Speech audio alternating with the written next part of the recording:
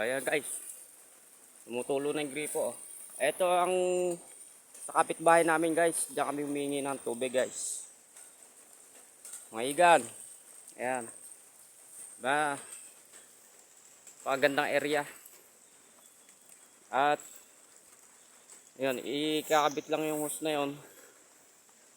At yung hose na ikakabit na yun, okay, adjust. Ayan ano pa. Diyan.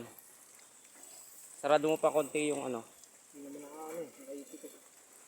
Sarado mo pa konti yung gripo para malakas ang dating sa atin. Hindi, huwag mo puputok doon yan. Konti lang. Para malakas ang dating sa atin.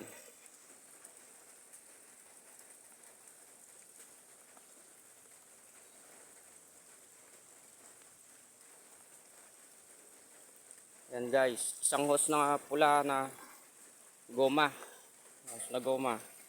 Goma yan, yung hose na yan na duduktungan lang namin ng nilagyan ko lang ng PVC itim. Tapos ininit ko, inapuyan ko para lumaki. Maisuksok ko doon sa bunganga ng gripo. Basic. Mga basic move.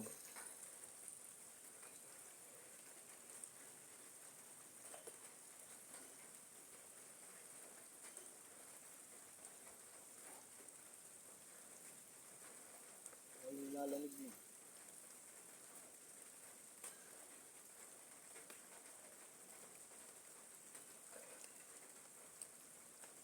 Walang hina. Okay. Sarado mo pa konti. Okay. Ganyan. Ayos lang. Yan. Ayan naman guys. Yung hose na yan. Punta dito yan sa staka na may-ari na Rico. Maraming damo ng matinik. Staka ng may-ari na swimming pool. Kasi maraming guys gumagamit niyan dun sa baba. 3 bahay, pang-4 na bahay kami. Pang-5 naman yung may-ari. Ito. Yan, makikita nyo guys. Malakas. Malakas ang tulo ng hose. Ito naman guys. Ito ang sinusuksok namin sa hose namin. Paakit naman doon sa amin.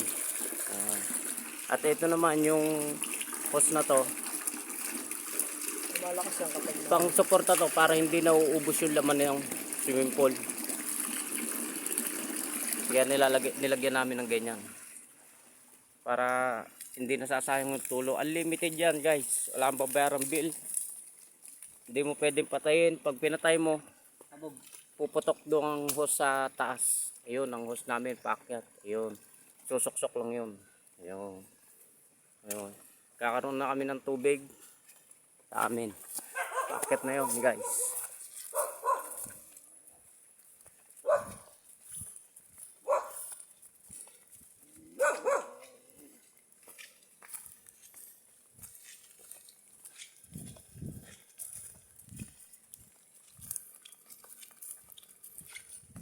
Ayan na nga guys. At ito, papunta na kami uli sa aming lokasyon sa area namin. Ayan guys. Ganun lang kalapit guys. Pinuntahan namin. Ganun lang kalapit yung tubig. Lapit, di ba?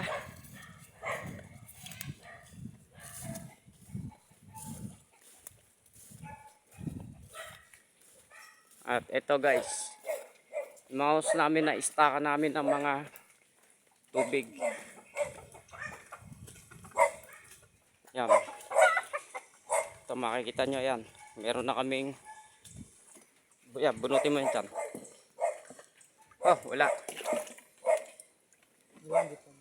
Hindi umakyat. Baka nabunot doon. Ayan guys, bumubula. Hindi umakyat. Nabunot doon. Ayan na. Ayan guys, tumulo na. Umigop na. Yun. walang sapa. Walang sapa. Lilinis din yan. Ayan guys. Ito naman yan. Papunta naman niya sa amin.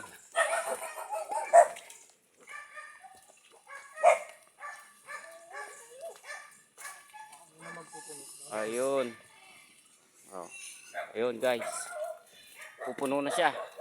Susuksok lang niya uli yun. Sok lang ng mga hose. Ayan ang gawa namin ng boss namin. Kaming dalawa nag-ano niyan. Provide niyan. Para makapag-ista kami rito ng tubig pangangailangan mo. Ayan guys. Muli nyo na naman nato ngayon ang isang munting kwento ng buhay bundok. Kung paano maka-survive sa mga importanteng pangangailangan dito sa bundok, sa mga kabuhayan. Okay. Maraming salamat po panonood. Hanggang sa muli pong pag-edit ng video. Tayo nyo lang po yung mga edit video ko. Marami pa po kayong